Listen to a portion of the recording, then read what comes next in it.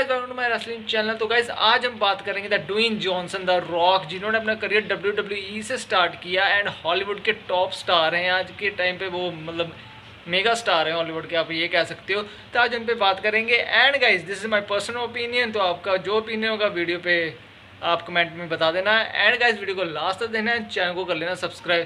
तो first of all आपको पता ही होगा the Rock the Dwayne Johnson जो है, उनके जो फादर थे वो प्रो रेसलर थे एंड वो वर्ल्ड टैग टीम चैंपियन थे।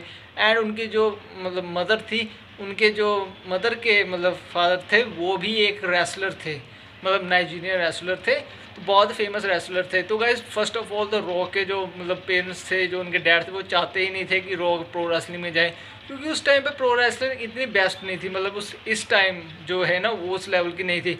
तो बार बार जाना पड़ता था, मतलब उनके डैड को, मतलब उनकी बायोग्राफी भी आई थी जहाँ पर उन्हें बताया था बार बार उन्हें जाना पड़ता था अलग अलग सिटीज़ में, उन्हें अलग अलग कंट्री में विजिट करना पड़ता था। तो उनका मतलब स्कूल भी छूटता था, सब कुछ छूटता था, न्यू फ्रेंड बनते थे। लेकिन गाइज उनका जो इंटरेस्ट था वो NFL में था, फुटबॉल में, क्योंकि आपको पता होगा जो ड्वेन जॉनसन है वो NFL में जाते हैं एंड भाई साहब वो फुटबॉल को बहुत सपोर्ट करते हैं, स्पोर्ट्स जो पर्सन है उन्हें बहुत सपोर्ट करते हैं, क्योंकि वो NFL स्टार खुद भी रह चुके हैं। एक टाइम पे रोमन रेन भी NFL स्टार रह चुके हैं, गोल्डबर्ग भी रह चुके हैं। एंड उसी के अकॉर्डिंग जो हमारे रॉक हैं वो भी पहले NFL स्टार थे।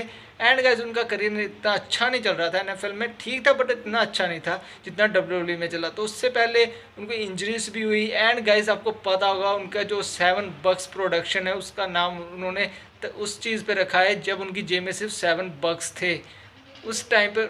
उसके बाद उन्होंने अपने पेरेंट्स से बात की कि उन्हें प्रो रेसलिंग ज्वाइन करनी है, इस बिज़नेस को ज्वाइन करना है, लेकिन उनके डैड ने उन्हें मना कर दिया था कि उन्हें बिज़नेस अच्छा नहीं लगता था, सिंपल सी बात है।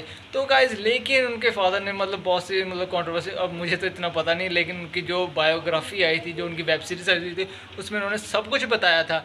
एंड गाइज उनके फादर ने उन्हें ट्रेंड किया था।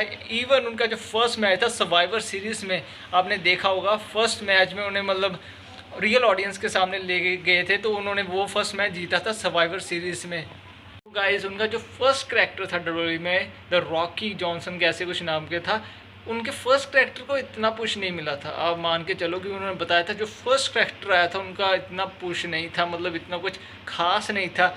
लेकिन गाइज फिर उनकी रिटर्न एंट्री हुई द रॉक के नाम से। एंड आपको पता होगा गाइज उनका 8 ईयर का मतलब करियर रहा है पूरे WWE में। एंड उन्होंने मेन इवेंट रेसलमेनिया को 3 टाइम किया है, 3 और 4 टाइम किया है।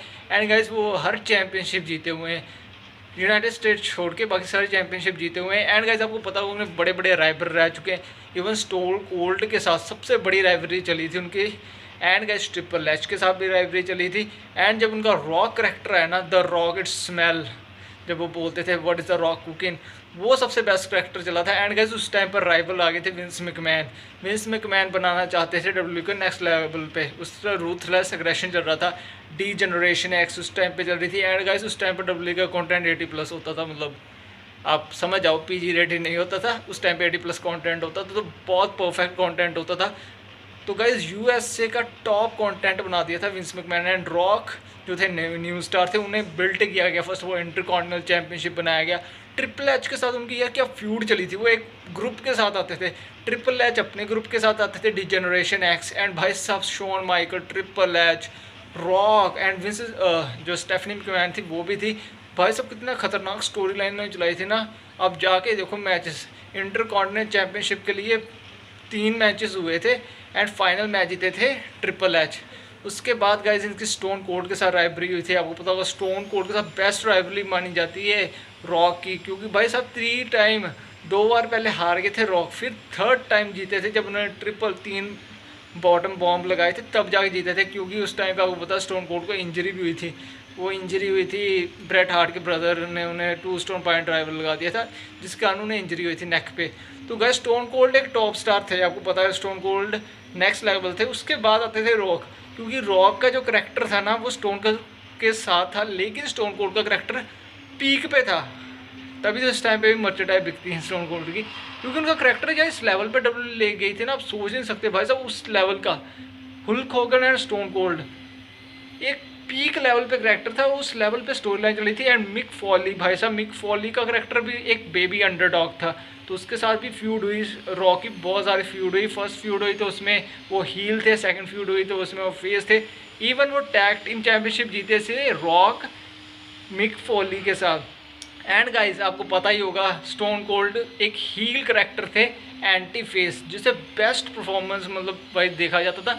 और उनके जो स्किल्स होते थे ना, जो मतलब स्टोन कोल्ड के जो मतलब एग्रेशन वाले प्रोमो होते थे, सबसे बेस्ट प्रोमो होते थे, अनबिलीवेबल।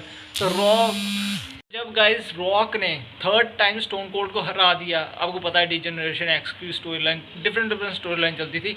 एंड गाइस उसके बाद हमारे आए Brock Lesnar, the youngest champion, भाई साहब जो कतई खतरनाक थे। उसी टाइम पे ब्रॉक लेसनर आए और भाई साहब ब्रॉक लेसनर रॉक को लाया। वो लास्ट रन था हमारे रॉक का, ड्वेन जॉनसन का लास्ट रन था डब्ल्यूडब्ल्यूई में, और उससे बीट किया द ब्रॉक लेसनर ने पॉल हेमन गाय, क्योंकि आपको पता पॉल हेमन ने बहुत अच्छे अच्छे सुपरस्टार बनाए थे, जिनके भी गाय बनते हैं, जो भी उनका गाय बनता था वो जीता था। तो गाइज उस टाइम पर बेस्ट हुआ जब ब्रॉक लेसनर ने रॉक को हरा दिया एंड न्यू यंगेस्ट चैंपियन बन गए। उससे पहले गाइज स्टोन कोल्ड, हमारे ड्वेन जॉनसन की फ्यूड चली हमारे ट्रिपल एच के साथ, भाई साहब सबसे बेस्ट फ्यूड। स्टोन कोल्ड के साथ ग्रेटेस्ट राइवलरी उसे कहते हैं, the one of the best greatest rivalry. आज तो ऐसी राइवलरी कभी हुई नहीं। हमारे ट्रिपल एच के साथ हुई, हमारे बहुत से सुपरस्टार्स के साथ हुई। रॉक जब बिल्ट हुए, जब उसके बाद वो शिफ्ट हुए हॉलीवुड में, जब पहली बार उन्हें मिला मतलब हॉलीवुड में काम, स्कॉर्पियन किंग मिली हमारी, जो स्कॉर्पियन किंग आई थी उसमें, फिर fast and the furious. And अब रॉक गाइज हॉलीवुड के नंबर 1 स्टार हैं, जो सबसे ज़्यादा पैसे मतलब करते हैं। एंड गाइज उन्होंने अपने जो 7 बग्स प्रोडक्शन, उसका नाम उसी पे रखा हुआ है जब उनकी जेब में 7 बग्स थे।